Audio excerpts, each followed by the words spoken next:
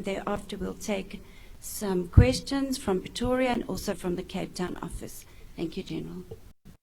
Thanks, Ali. Good afternoon, all. We thought it is important that we once again update you on the developments in as far as policing the fees must fall is concerned. As a South African Police Service, we continue to monitor the situation across the country in all the institutions, particularly those that are operational. Early today, I personally visited Gauteng campuses and experienced first-hand incidents that were unfolding in and around the University of the Witwatersrand campus. Just before coming in here, I actually saw a bus that has been touched somewhere in Johannesburg. We were then surprised when we read an online media report which stated that rubber bullets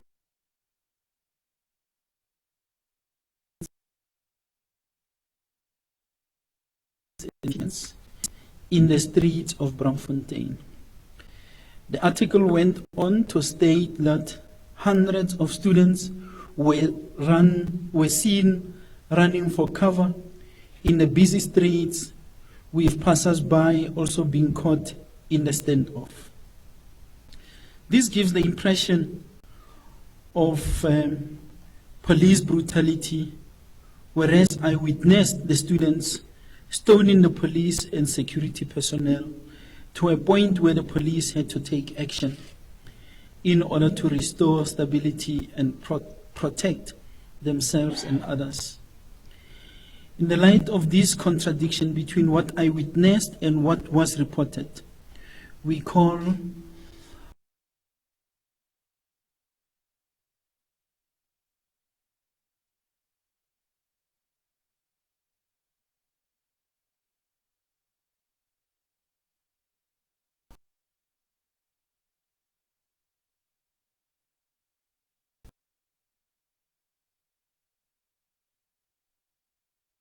also the amount of stones that were pelted at the security personnel, with police monitoring the situation from a distance. You would have understood at a point where the police acted that it was necessary to do so. And as we said at all times, such response by the police will be within the confines of the law, and will continue to urge them to proportionally use the force as provided for in the laws of our country. It is extremely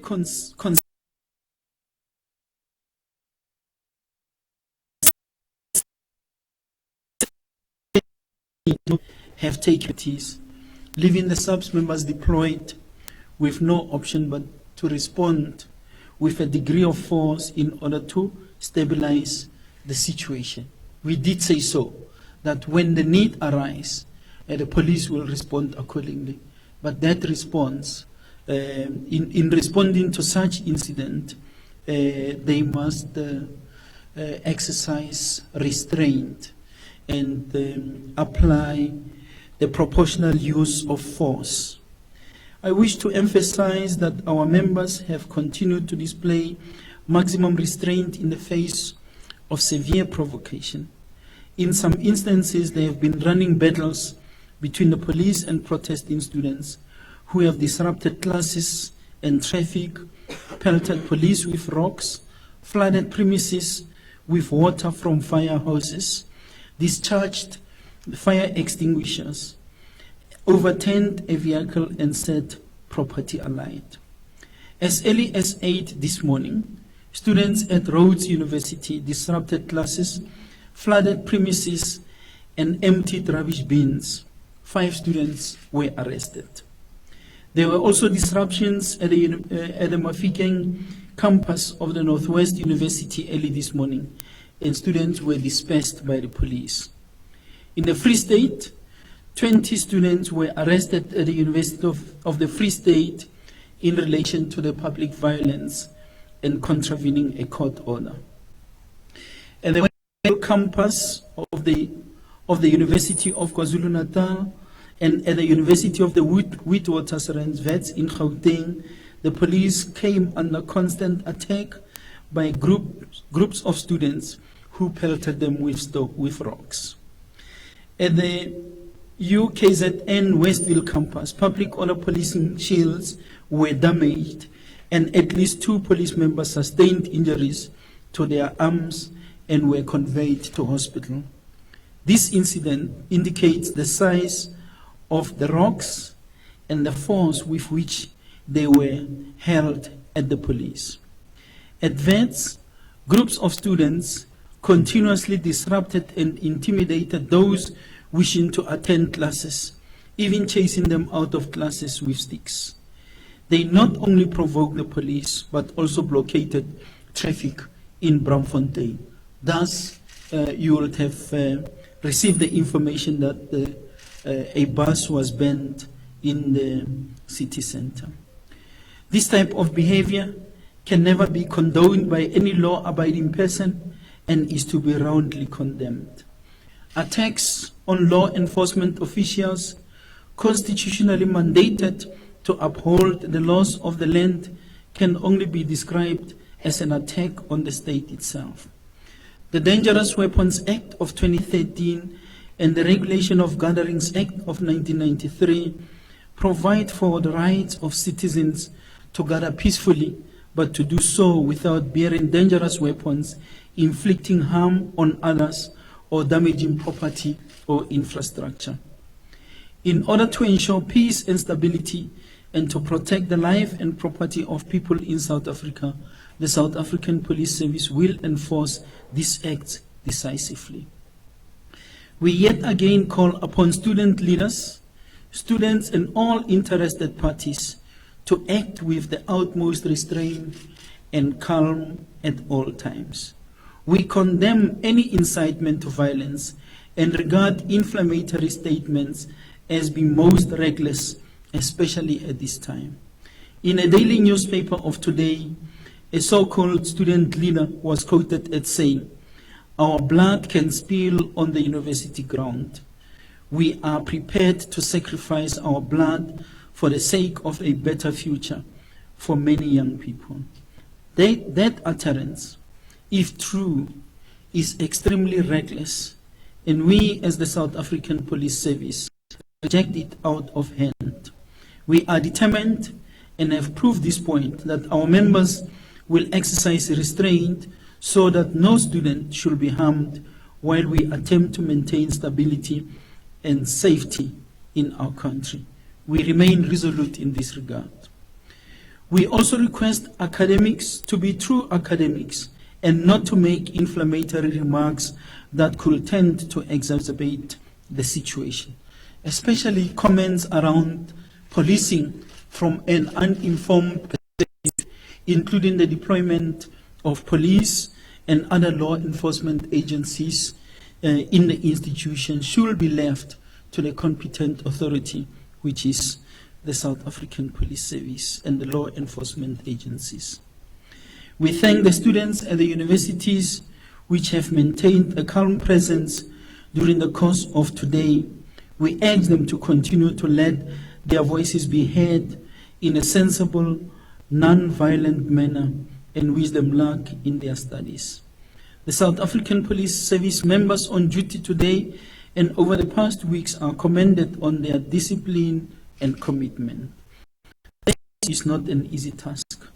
They have been called upon to protect lives and property in the middle of a dispute that is not of their making. Many, if not most of them, are parents, and to be attacked, insulted, and assaulted by the youth who they only want to protect is a bitter pill to swallow. The police will continue to do their duties whenever needed. We make an urgent call to all concerned to be responsible and act within the confines of the law.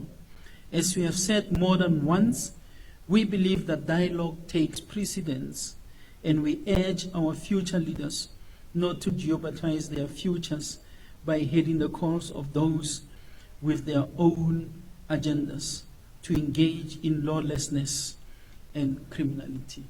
I thank you. Thank you, General. We'll take a round of questions here and then we'll cross over to Cape Town. If you can kindly identify yourself and then pose your question. I see our first hand over there. Thank you, Barry. Good afternoon, General and panel. Barry Bateman, Eyewitness News. General, my question relates to the way going forward. What we've seen today is a lot of cat and mouse between the police and the protesters, where the police are put into position to react. They respond with rubber bullets, tear gas. It disperses the crowd and essentially just shifts the battle to a new area. What happened today is that the battle got shifted off Wits campus into the streets of Braamfontein, and it's continuing right now. Are we going to see a shift in the strategy perhaps to targeted arrests, where the police identify agitators and those inciting the violence in order to try and de-escalate the situation? Essentially remove those people from the battlefield to try and bring an end to this. Crime intelligence is here as well. Is this something that is being considered as opposed to this running through the streets, shooting and moving the whole time? Thank you. Thank you, Barry. Any other questions? I see a hand on my left. Good afternoon, General. Sipoma Bena for the Times newspaper. My question is sort of linked to my colleague's question. The Higher Education Minister has said the protest was more than just about fees. In fact, he suggested that it was an agenda to destabilize the ANC government. In fact, an anti-ANC government agenda. Are you able to say, General, whether this is a genuine protest or there is an element of underhandedness, so the third force, if I may put it this way? Thank you. Thank you. The lady in front of me. Good afternoon, it's Rorisa Nkosana from The Citizen. It seems like this is becoming more dangerous on a national level. Looking at state of emergency, what does it take for a state of emergency to be declared should this carry on? Thank you very much. General, over to you to answer those three questions. Thanks, Ali. Barry, thanks very much for the question. I think you have become more knowledgeable about policing. It is so that if you are effective in one area, you run the risk of displacing that activity, because at this stage our concentration has been in the institutions. And as the groups are dispersed and they are not able to do what they wanted to do in the institutions, they run into different directions and they regroup. And at those points where they have regrouped, they will on the spot plan to do something, and it becomes a cat and mice situation. It is so that we had focused ourselves on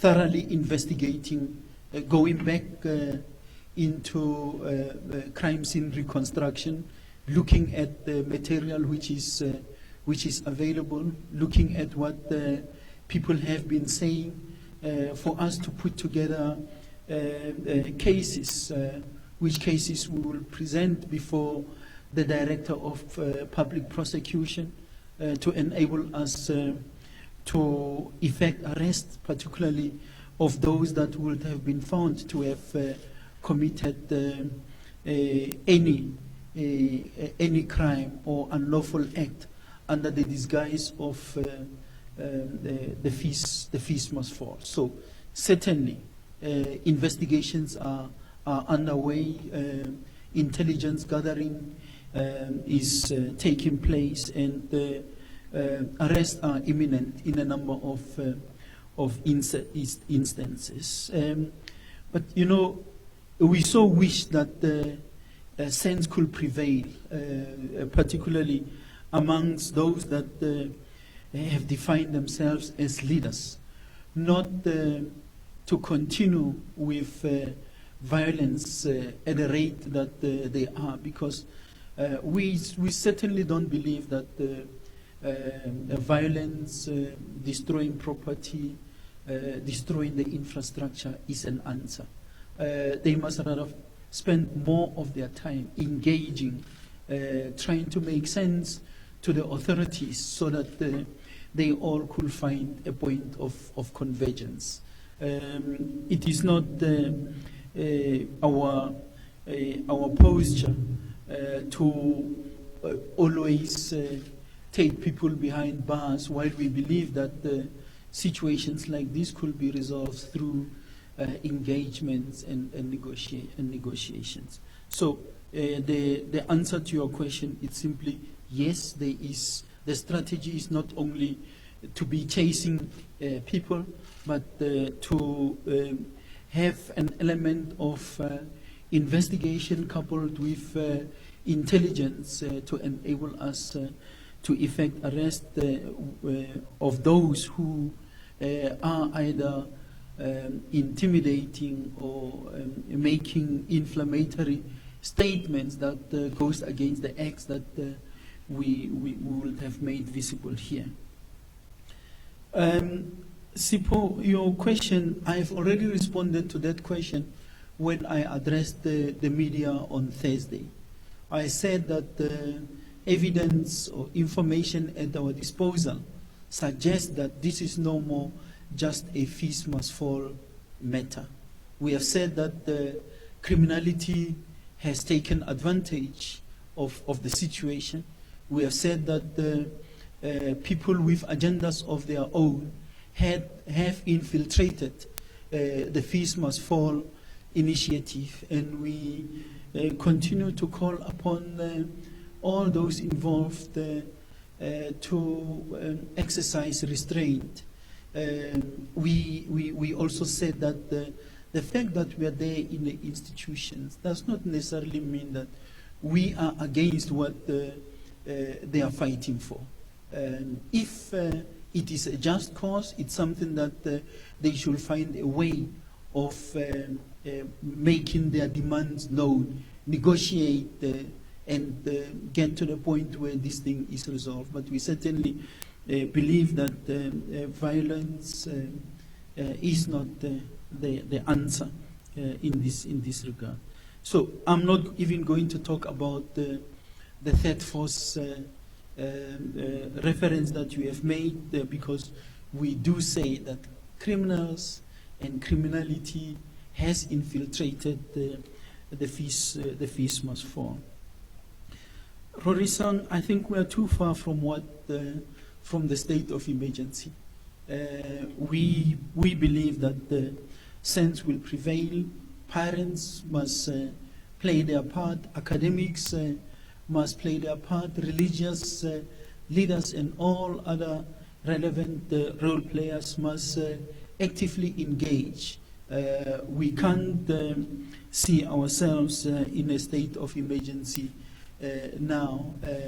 As and when the need arises, there are processes that are to be activated, but we believe that we are too far from the state of emergency, because simply put, this is an issue which we are grappling with in the confined spaces, the institutions of learning. These are supposed to be places where people go and learn. People are educated, are developed to become better leaders of tomorrow. Unfortunately, it seems as if we are breeding a crop of leaders that this country is going to regret. Thank you. Thank you, General. Let's take a round of questions from Cape Town. Do we have questions there? Yes, Sally, we do have questions in Cape Town. I'll take Paul. Good afternoon, General. Paul Vecchiato from Bloomberg. Do you have a total of the number of arrests made today throughout the country? So far, I count 25. I believe there are another 3 arrested at Stellenbosch University. And then also, how many policemen have been deployed around the country to deal with these issues? Yeah, those 2 numbers, please. Thank you. Yeah. Sally, that will be that for now. Okay, thank you, General.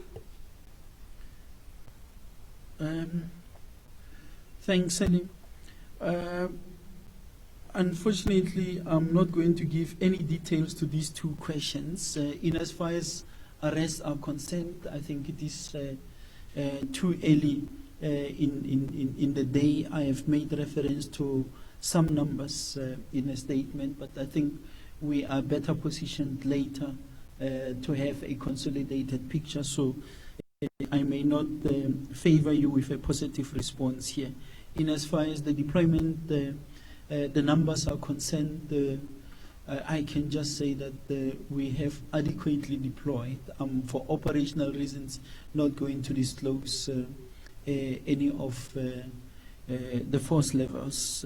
Members of the South African Police Service, the various units are deployed, and others remain on standby as and when the situation demands. Thank you, General. Is there a last round of questions here?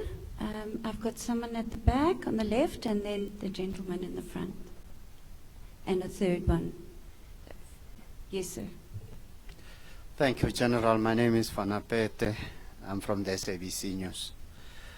General, you spoke about 2 police officers who were injured. How serious are the injuries there? And are there any students who have also been injured? And if so, how serious is that? You seem to be careful when you said some people must be involved. You spoke about parents, religious, academics. Are you saying that, or do you have a feeling that there has been enough political intervention here? Because you did not mention political intervention, you only spoke about parents.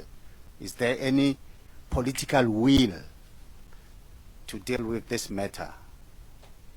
And finally, are you making sure that we are not likely to repeat Marikana here? Okay, thank you. The next question. Samukela Masego from Jacaranda FM. General, two questions.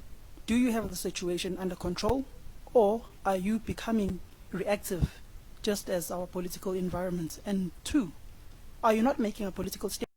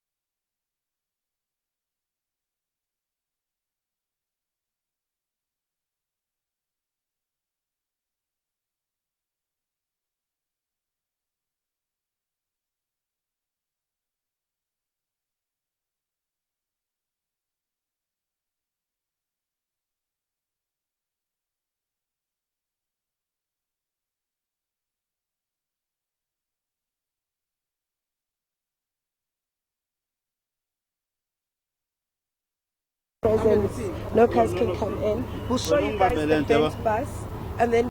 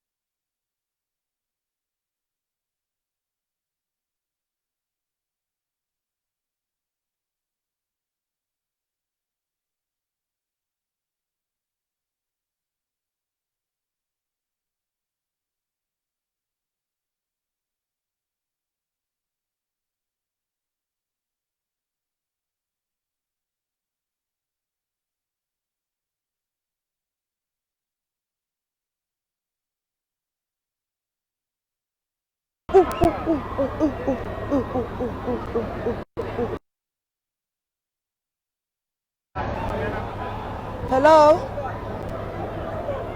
Hello? We got it. Nothing. But let me call you back. Let me call you back just now. Hi, Bongiwe. Ewe? Yes, the boys are here with Skype. Oh. But, so you guys are not getting picture even from the bonding unit?